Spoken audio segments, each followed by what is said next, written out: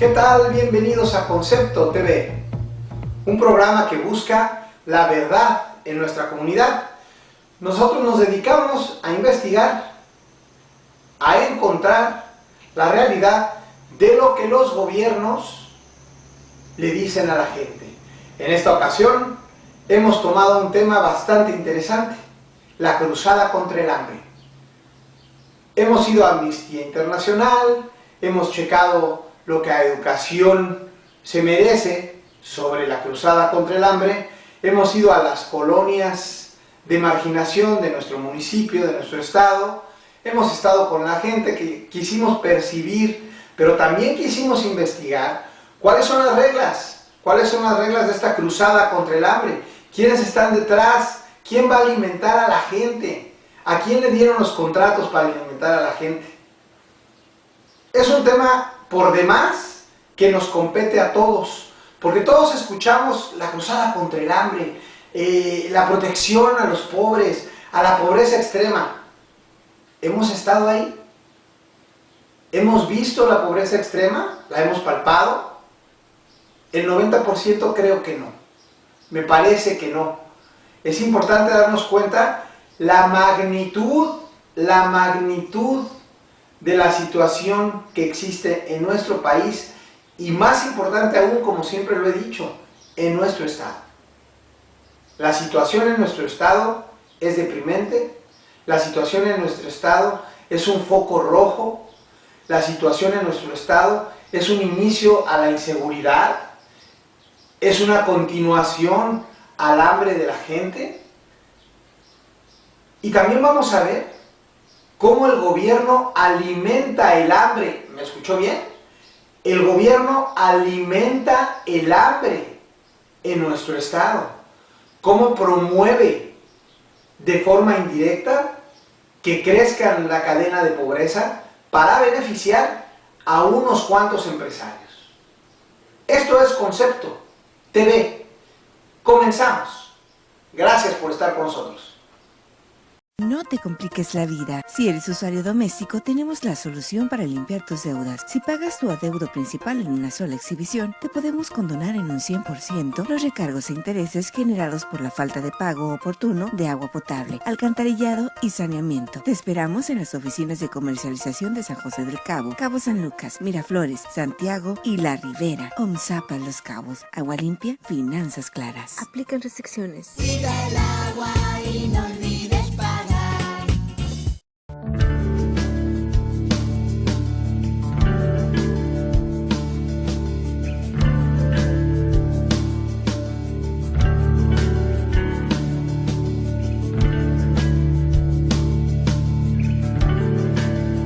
Lo más lacerante que puede haber es la pobreza urbana. No pasó mucho tiempo para que doña Charo mostrara a los mexicanos de qué está hecha, de cuáles son sus raíces verdaderas como funcionaria pública. Apenas 4 meses como titular de la Sedesol, no pudo aguantarse más y ya aplica y opera el tráfico de influencias para empezar a hacer millonarios negocios colgándose de la cruzada nacional contra el hambre.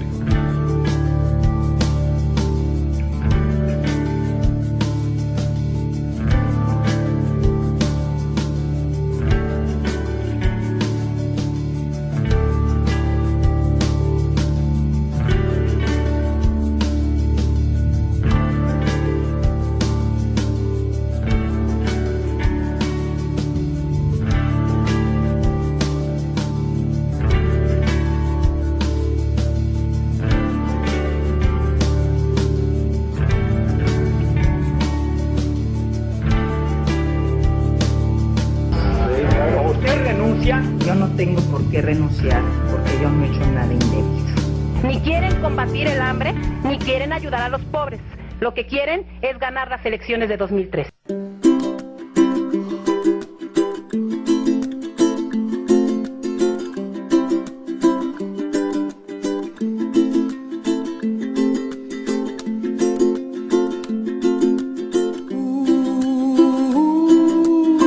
Con la LED Baja California Sur, su titular, Alfredo Carballo Ruiz, agradece a todos aquellos jóvenes que confiaron en esta institución Y a los padres les decimos de que no lo vamos a defraudar y que sus jóvenes que así queden inscritos en CONALEP, sea Los Cabos, La Paz, estarán en muy buenas manos y sobre todo cumpliendo con las expectativas que ustedes y ellos mismos se han planteado. Gracias por ser parte de la familia CONALEP.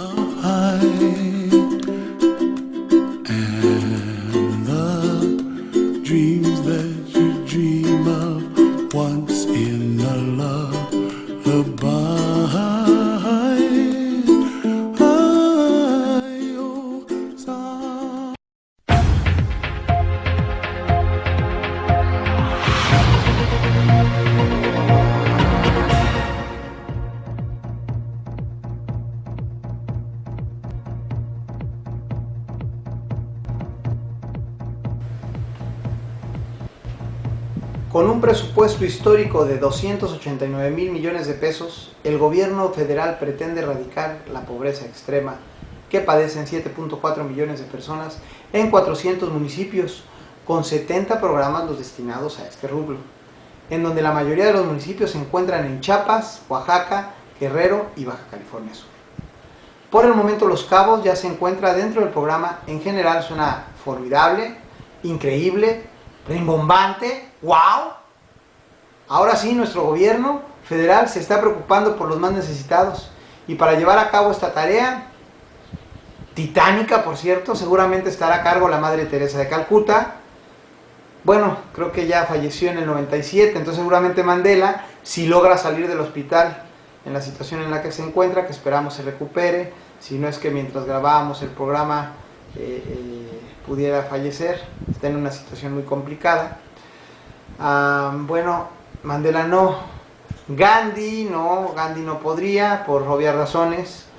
Bueno, pero supongo que tendrían que escoger una persona honesta, trabajadora, sin ambiciones políticas o económicas, que se ponga los pantalones donde los debe de tener quien sea encausado a dirigir un programa de tal envergadura.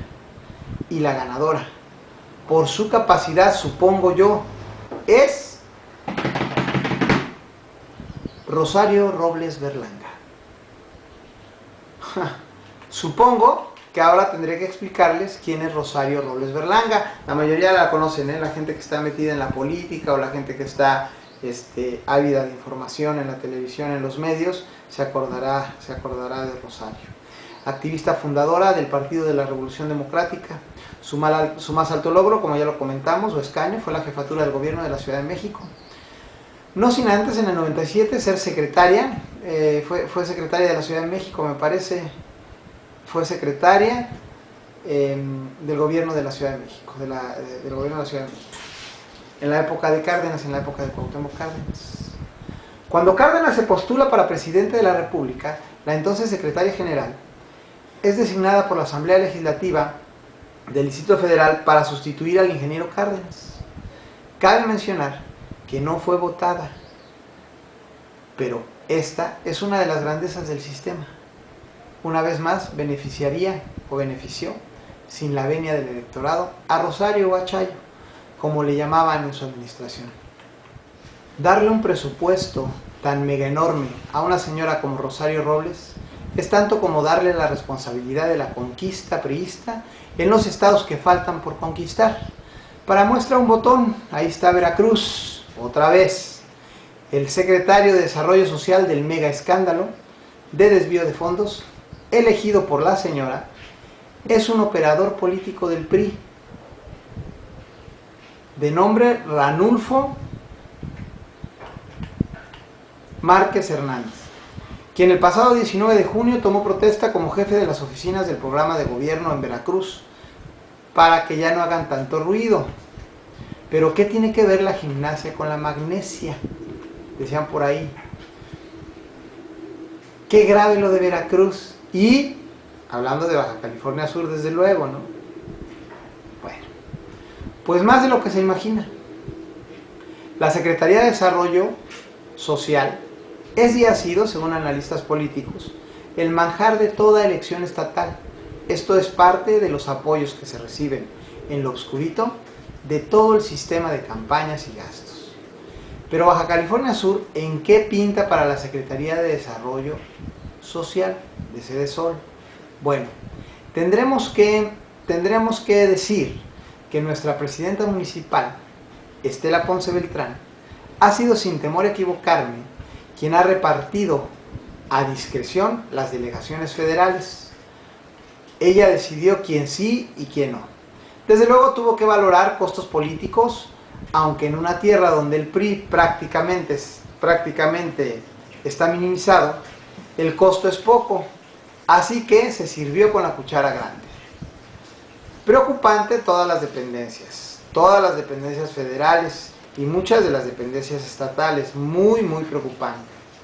Pues en el argot periodístico no es posible indagar a fondo qué pasa con los presupuestos, ni en qué se gastan a ciencia cierta. En fin, el protocolo le ha permitido a Estela posesionarse no solo con el poder que ejerce, sino con el dinero que requiere. Podemos adelantar en esto, y esto es una hipótesis, que nadie sabe para quién trabaja, fíjese bien, y Estela no será la excepción. Aunque esto le permita una curul federal un poco más adelantito, y desde luego el agradecimiento económico que se merezca por sus servicios, que le estará proporcionando al senador Isaías González Cuevas, dirigente de la CROP y próximo candidato muy seguramente a gobernador por el Partido Revolucionario Institucional. Pero ¿qué tiene que ver todo este rollo político con la cruzada contra el hambre? ¿Qué tiene que ver? Estamos hablando de otra cosa. Pues no, todo, absolutamente todo. Vamos por partes. Vamos a los datos, a los hechos, a la cruda realidad. Fíjese bien. En Baja California Sur hay 135.296 personas ubicadas en el rubro de pobreza y 17.208 en el estatus de pobreza extrema. ¿Y cómo no así?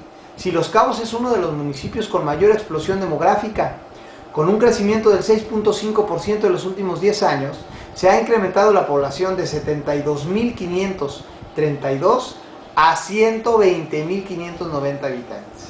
Las autoridades no han podido atender, por lógica, todas las necesidades de habitación, agua potable, salud, educación, energía eléctrica y seguridad. Debemos incluir los serios problemas de marginación en un lugar que mueve miles de millones de dólares producto de la actividad turística, pero que tiene 8.500 viviendas con pisos de tierra, 15.000 no disponen de agua entubada, 4.500 no tienen drenaje, 4.300 se encuentran sin energía eléctrica y 64.000 habitantes no tienen derecho a la salud. Por su parte, las autoridades de los 3 niveles de gobierno no reconocen que, según el INEGI y el Coneval, en Loreto, Comondú y La Paz se concentra la población más necesitada. En el caso de aquí de La Paz, que aquí está la delegación de Sedesol, Araceli Domínguez Ramírez, delegada de la misma, comentó que las reglas de operación son claras, fíjense bien, y no podemos ayudar si no tienes una propiedad o si estás en zona de riesgo o invasión, definitivamente. Punto, definitivamente. Si estás en una zona de riesgo o invasión o no tienes una propiedad, no te podemos ayudar. El problema es que, de acuerdo a la zonificación de puntos marginados, la mayoría de los beneficiados residen en invasiones y zonas de alto riesgo. Son pobres, señora Araceli, son pobres Sedesol Federal, son pobres. Lo que dificulta, estando en las zonas de alto riesgo, dificulta su acceso a servicios básicos como agua potable, luz y drenaje. Y me pregunto, entonces, ¿a quién van a ayudar? ¿A los pobres de la colonia Fidepaz? ¿O a los pobres de la colonia del Cortés? O ya de menos, pues a la colonia Indeco, ¿no? Algunos contarán con todas las condiciones que requiere la dependencia. Pero ¿de dónde sale esta idea? ¿También de la manga del chaleco de Peña Nieto? ¿O estarán pagando la deuda a las empresas que están en el convenio de la cruzada contra el hambre? Soriana y Walmart, entre otras, quienes se encargarán a nivel nacional de surtir las necesidades del proyecto. Ahora sí me sigue usted. Increíble. Amnistía Internacional criticó al gobierno mexicano por estar vergonzosamente en la lista de países que no firmaron ni ratificaron el protocolo facultativo al Pacto Internacional de Derechos Económicos, Sociales y Culturales, que entró en vigor el domingo 5 de mayo. Me fui muy rápido. En un comunicado, Amnistía destacó que 41 naciones firmaron este protocolo y 10 lo ratificaron, pero México no, a pesar de que fue uno de los impulsores. Fíjense bien, ¿qué tiene que ver esto, Amnistía? Este nuevo instrumento de la Organización de las Naciones Unidas, ¿ok?, es una herramienta clave en la lucha contra la pobreza, ya que posibilita a cualquier persona o grupo presentar sus casos sobre falta de acceso a derechos como la educación, agua, vivienda o salud, a un comité de la Organización de las Naciones Unidas. Si usted está inconforme y usted dice que no le llegaron los recursos del gobierno a su casa, a su domicilio, y usted está dentro del parámetro de pobreza extrema, usted podría reclamar a nivel internacional si México hubiese firmado el acuerdo, el pacto que no firmó.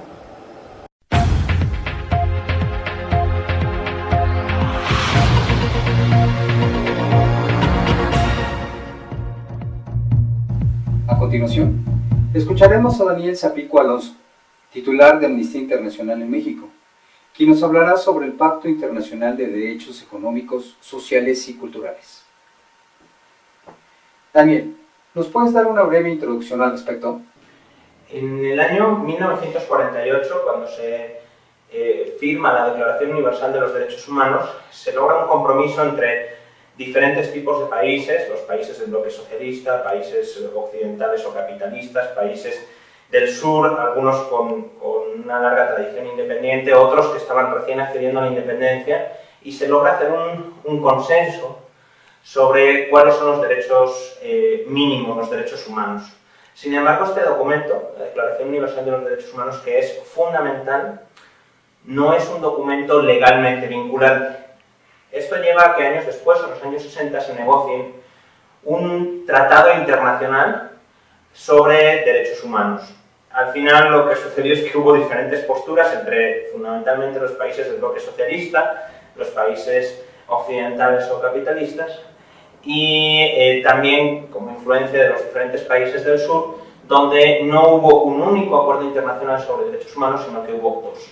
Son los pactos internacionales, el de derechos civiles y políticos por un lado, y el de derechos económicos, sociales y culturales. Toda esta introducción histórica para decir que es fundamental el Pacto Internacional de Derechos Económicos, Sociales y Culturales porque supone el primer documento legalmente vinculante a nivel internacional en el cual se está hablando del derecho a la educación, del derecho a la salud, del derecho en general a tener una vida digna. Por eso es un documento fundamental. Al final, aunque tenemos dos pactos internacionales de derechos, como decía, el de civiles y políticos y el de económicos, sociales y culturales, sin embargo, los derechos humanos forman una unidad. Difícilmente o de poco servirá el derecho a la libertad de expresión para quien no tiene que comer. Pero al mismo tiempo, de poco servirá un excelente nivel educativo para quien se arriesga a terminar en la cárcel por decir lo que piensa. Por eso todos los derechos humanos forman una interdependencia y por eso, aunque los tengamos en dos documentos diferentes, es fundamental entender que debemos de lograr el respeto para todos los derechos humanos, para todas las personas en todos los lugares del mundo. Mientras los derechos humanos de una única persona estén amenazados en un lugar del mundo, los derechos de todos y todas estarán amenazados. Y es muy importante entender esta parte de que los derechos económicos, sociales y culturales son realmente derechos que deben de ser garantizados por los poderes públicos, por los estados. ¿Por qué digo esto? Porque muchas veces se ve la pobreza como algo inevitable, como algo que es responsabilidad de las personas que viven en situación de pobreza. Pero cuando hablamos de pobreza, hablamos de la negación del derecho a la salud, de la negación del derecho a la educación, del derecho a la vivienda digna, del derecho al agua potable, del derecho al saneamiento. Todos estos derechos que son fundamentales para llevar una vida digna y que se ven negados. Entonces, es necesario que las políticas de lucha contra la pobreza asuman este enfoque de derechos, de asumir que realmente todos los seres humanos, todas las personas del planeta tenemos ese núcleo de derechos mínimo que debe de ser garantizado con independencia de la nacionalidad, de la raza, del género, etc. Daniel, ¿cuáles son los elementos necesarios para instar al gobierno mexicano a que asuma el compromiso de la firma y ratificación del protocolo facultativo? Como campaña de lucha contra el hambre, nos parece positivo una cosa, que realmente la pobreza, que estaba totalmente ausente del discurso en los últimos años, sea un elemento puesto sobre la mesa, porque es la realidad en la que viven decenas de millones de familias de mexicanos y mexicanas. Estamos hablando de que, según la Coneval, el organismo oficial encargado de la evaluación de las políticas sociales, en 2010 había 52 millones de personas en México viviendo en la pobreza, según la definición oficial que maneja el Coneval, y muchas más viviendo en situaciones que veían la privación de ciertos derechos. Entonces estamos hablando de un problema que afecta a una gran parte de la población mexicana. Y encima, si nos vamos a sectores específicos de la población, pensemos por ejemplo en la situación de discriminación que viven las comunidades indígenas, estos porcentajes suben mucho más. Entonces, en ese contexto, el que se hable de la pobreza es un elemento necesario. Sin embargo, lo que hemos visto hasta el momento es que no hemos visto que haya realmente un plan estructurado en torno a la concepción de derechos, en torno a garantizar a todas las personas en México el acceso a estos derechos. Hacía referencia al tema de los derechos de las comunidades indígenas. Pensemos que México tiene, según los últimos datos publicados, una tasa de mortalidad materna de más de 50 mujeres vivas, de más de 50 mujeres muertas, perdón, por cada 100.000 nacidos vivos. Esta es la tasa nacional. Si nos vamos a las comunidades con mayoría indígena en estados como Guerrero, como Oaxaca o como Chiapas, estamos hablando de tasas de más del 80%, de más de 80, mujeres muertas por cada 100.000 nacidos vivos. Entonces estamos hablando de una tasa que casi duplica la media nacional y que por tanto nos está mostrando que hay un problema estructural fortísimo que está relacionado con el derecho a la salud, y está relacionado con el derecho a la vida, y está relacionado con el derecho a la no discriminación, ni por ser mujer ni por ser indígena. Entonces, todos estos problemas solo podrán ser abordados garantizando ese enfoque de derechos que ponga la participación de las propias personas que están sufriendo esta privación de sus derechos en primer lugar, que no sean únicamente políticas diseñadas de arriba hacia abajo, sino que sean realmente políticas que tengan la participación, que pongan la escucha activa como un elemento central. Y no hemos visto que estos elementos estén presentes hasta el momento en las políticas, ni en la federal ni en general en los estados, de lucha contra la pobreza. Y finalmente, si realmente hay un compromiso de las autoridades mexicanas en la lucha contra la pobreza, esto también tiene que plasmarse en ese compromiso a la hora de aceptar las obligaciones internacionales en materia de pobreza. Entonces creemos que es fundamental que si el gobierno mexicano realmente está comprometido en la lucha contra la pobreza, aparte de garantizar que el enfoque de derechos humanos es lo que permea a toda esa política, incluyendo, como decía, la participación, la transparencia, etc., también es necesario que México firme y ratifique este protocolo facultativo del Pacto Internacional de Derechos Económicos, Sociales y Culturales, porque estará mostrando un compromiso al ofrecer a todas aquellas personas que están viviendo en situación de pobreza una herramienta más para exigir el respeto a sus derechos. ¿Algo más que quieras agregar, Daniel? En los últimos años, México se ha convertido en uno de los países más peligrosos para ejercer el periodismo, para informar, porque en México ser periodista hoy en día o trabajar en un medio de comunicación, ya sea en un gran medio o en un medio alternativo, en una radio comunitaria, se ha convertido en un motivo de riesgo.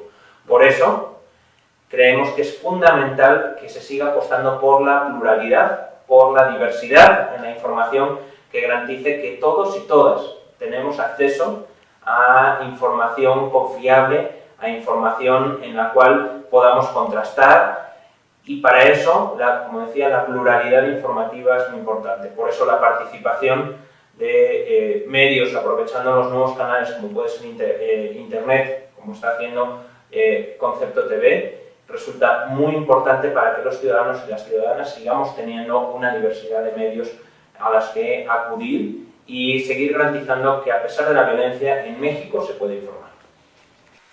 Gracias a Daniel Zapico Alonso, titular de Amnistía Internacional en México. Por mi parte, es todo. Se despide desde la Ciudad de México Víctor Paredes, corresponsal de Concepto TV. Hasta la próxima.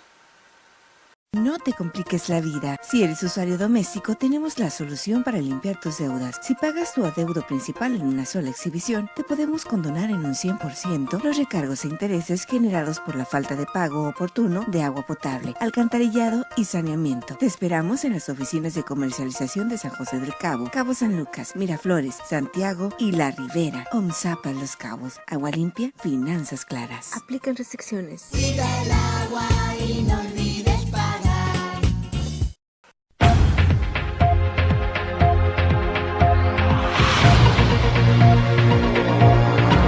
Vamos a escuchar al compañero periodista David Barona Fuentes de Gaceta TV referente al tema. Muy interesante sus acotaciones. Adelante. Rosario Robles Berlanga, el rostro de la farsa y la simulación. ¿Quién no la recuerda despachando en el gobierno del Distrito Federal?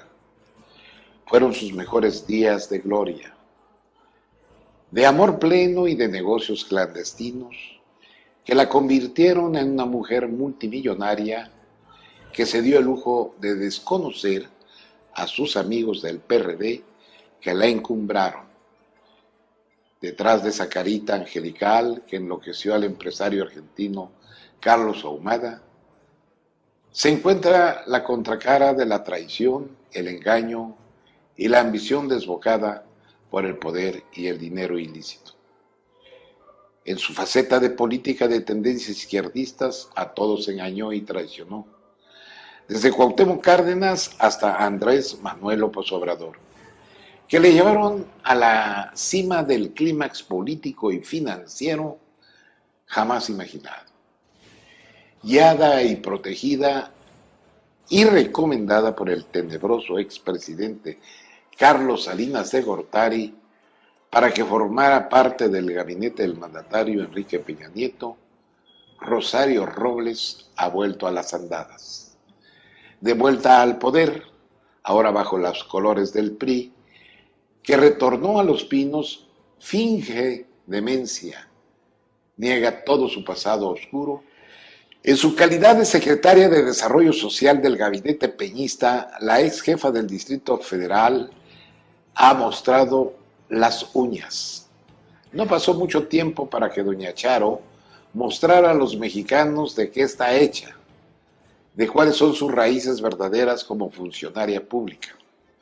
Apenas 4 meses como titular de la Sedesol, no pudo aguantarse más y ya aplica y opera el tráfico de influencias para empezar a hacer millonarios negocios colgándose de la cruzada nacional contra el hambre, puesta en marcha el 21 de enero pasado por el presidente Peña Nieto en el municipio marginado de Las Margaritas en el estado de Chiapas.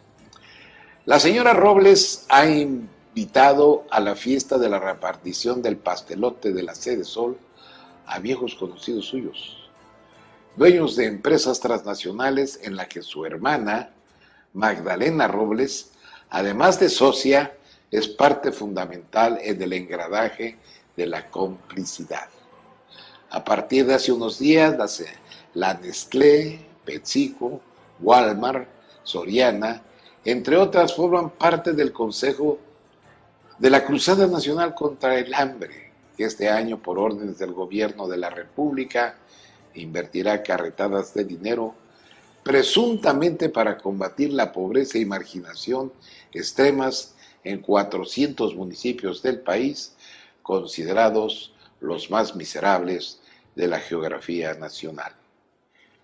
Grato favor le hace la titular del Desarrollo Social a su jefe, el presidente Peña Nieto, colocándolo otra vez en el ojo del huracán, en el banquillo de las sospechas, donde ya está siendo bombardeado mediáticamente por sus adversarios políticos, y no es para menos.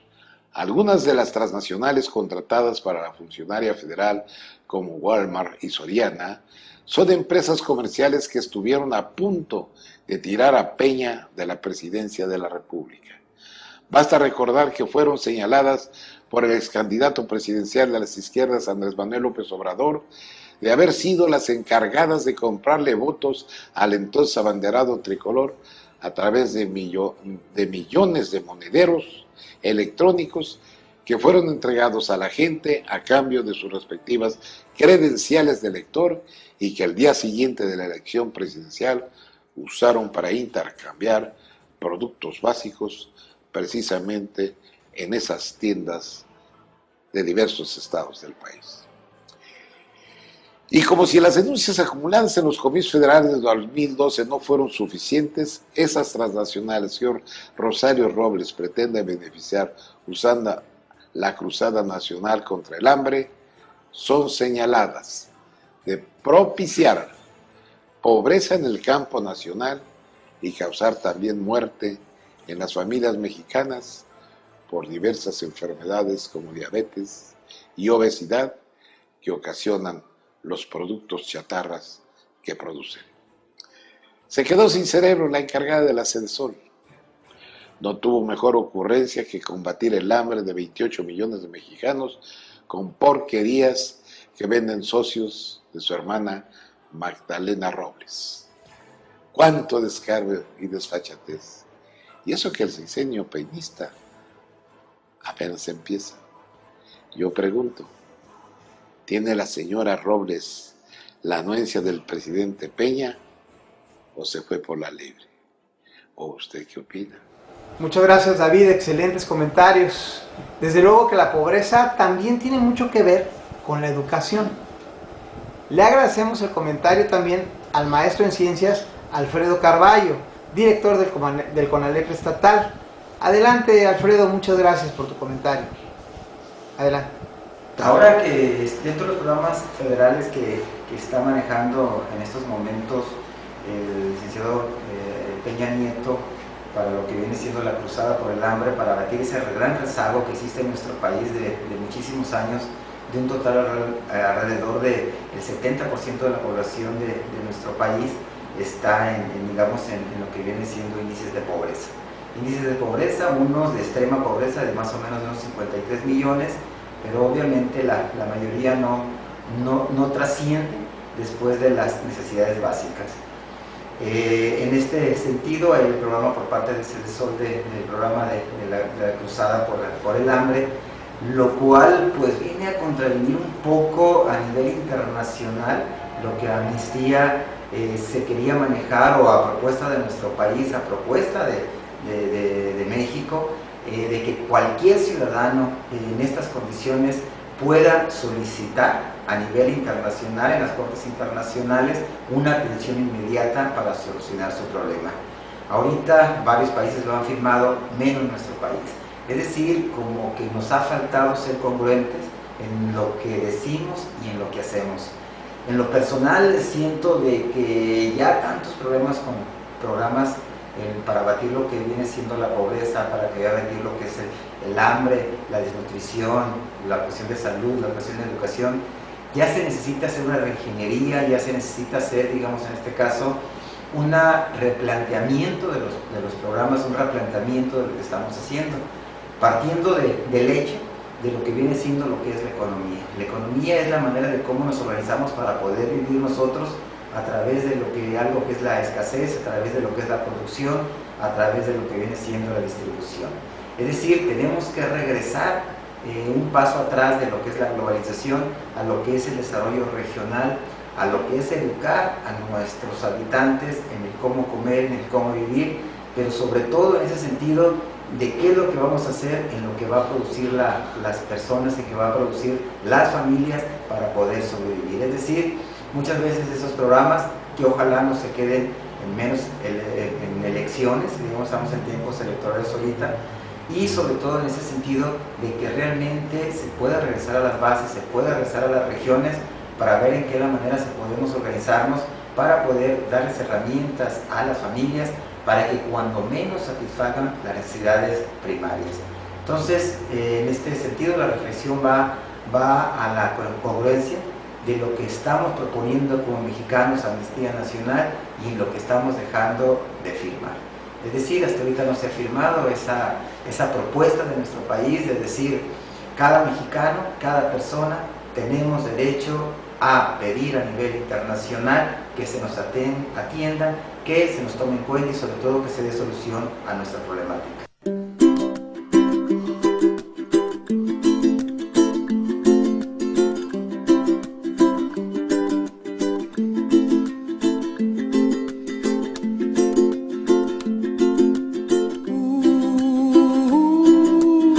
Con la LED Baja California Sur, su titular, José Alfredo Carballo Ruiz, agradece a todos aquellos jóvenes que confiaron en esta institución, y a los padres les decimos de que no nos vamos a defraudar y que sus jóvenes que así queden inscritos en CONALEP, sea Los Cabos, La Paz, estarán en muy buenas manos y sobre todo cumpliendo con las expectativas que ustedes y ellos mismos se han planteado. Gracias por ser parte de la familia CONALEP.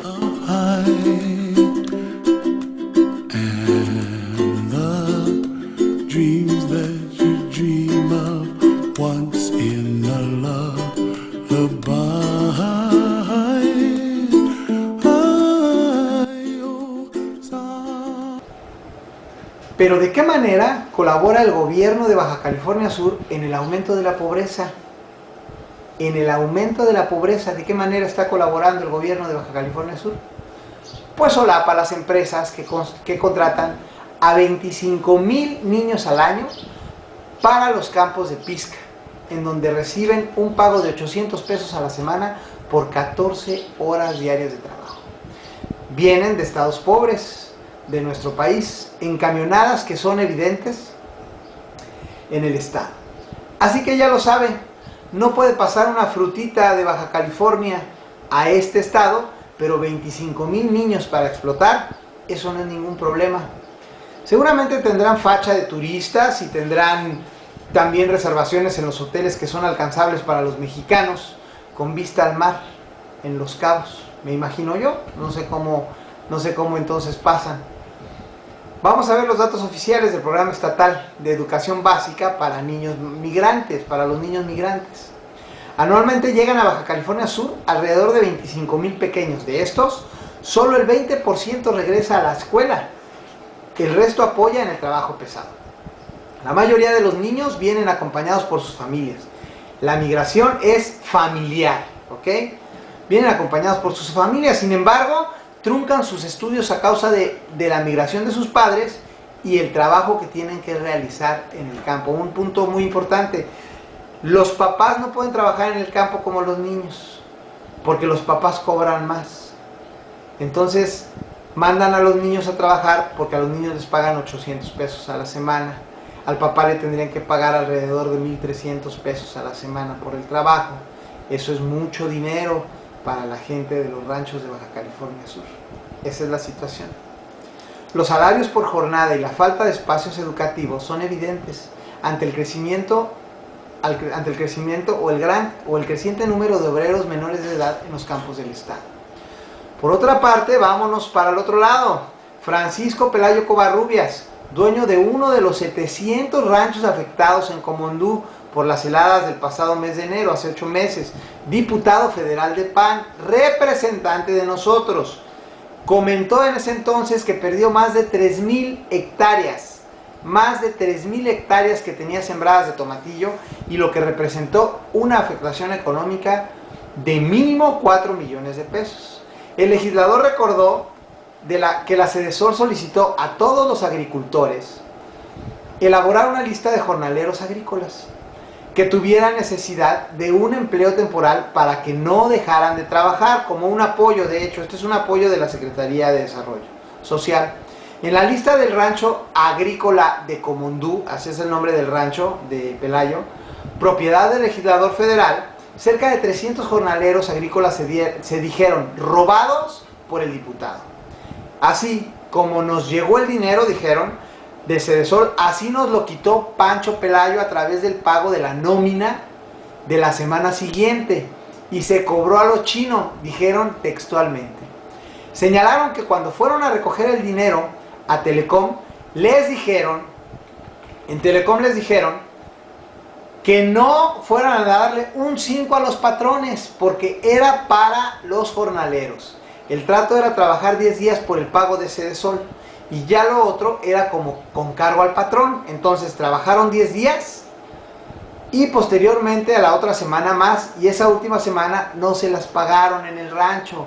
Y cuando preguntaron del pago de la semana, oye, ¿qué onda con mi lana? Lógicamente, digo, ha de ser una friega mucho más grande que la tuya o que la mía, ¿no? ¿Qué onda con mi dinero? Le salieron con que ya habían cobrado por Sedesol anticipadamente. Fíjense, el trabajo se los pagaron por anticipado. y nada más les tiraron con 200 pesos, esto dicho por los jornaleros. La semana extra que se trabajó después de los días que laboraron en el programa de Sedesol, no la quisieron pagar porque ya, según Pelayo, ya se había cobrado. Y además dijeron que esa semana era de gratis, era para apoyar al rancho, al pobre ranchito. Estaba en problemas, entonces era para apoyarlos. Esto es, una jornada de 2 semanas en el rancho del pariente del gobernador de Sol a Sol, como se estila en el campo, por 1,280 pesos. Esto es 640 pesos totototes a la semana. Es lo que pagó quien se encuentra en estos momentos defendiendo los intereses de la comunidad sudcaliforniana, representante federal de Baja California Sur. Por otro lado, mientras el municipio de La Paz con su titular Estela Ponce Beltrán no reconoce que exista pobreza extrema en su municipio, se cocinan ricos y deliciosos perritos en la zona de pobreza de nuestro municipio, a lo que el ombudsman del estado, Ramón Mesa, comentó. Vamos al video. Tocas un punto, una problemática muy delicada y que la verdad no existe una institución a donde se pudieran canalizar a estas personas. Por su parte, la Secretaría de Desarrollo Agrario, Territorial y Urbano, SEDATU, con su titular Agapito Duarte Hernández, reconoció que hasta ahorita no tienen cuantificado cuál va a ser el número de viviendas a construir y el monto de inversión, aunque se sinceró y expuso: dudo que en el caso de Los Cabos vayamos a ejercer el programa de vivienda, porque fui enterado que no tiene el suelo disponible con las condiciones necesarias para realizar un programa de vivienda. Ese es otro problema más para poder atender a la pobreza extrema en Baja California Sur. Pero vamos a hablar de lo que sí produce nuestro estado. ¿Qué les parece? No todo es malo, no todo es malo. También hay cosas buenas que sí produce nuestro estado. En Los Cabos hay una inversión extranjera y nacional multimillonaria. El valor del mercado inmobiliario en el corredor turístico es superior a $1,000 millones anuales y tiene una tasa sostenida de crecimiento del 35%. En promedio, cada año se construyen 2,000 casas de descanso para el mercado de extranjeros. 2,000 casas, a un precio mínimo de $350,000. Aunque hay segmentos de inversionistas que adquieren una propiedad exclusiva en zona de playa en $1 millón o más de contado. El mercado es tan lucrativo que se calcula que las inmobiliarias tienen un ingreso anual de $100 millones anuales, tan solo por la intermediación entre vendedor y comprador. Estamos hablando de comisionistas, sin considerar la venta de casas usadas, terrenos, ranchos y otro tipo de propiedades.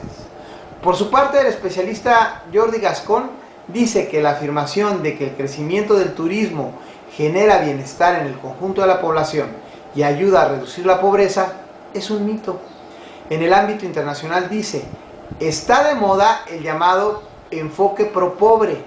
Esta teoría considera que el crecimiento de la actividad turística, del tipo que sea, puede reducir la pobreza y por tanto desarrollar propuestas para que los pobres puedan participar en esta fuente de riqueza.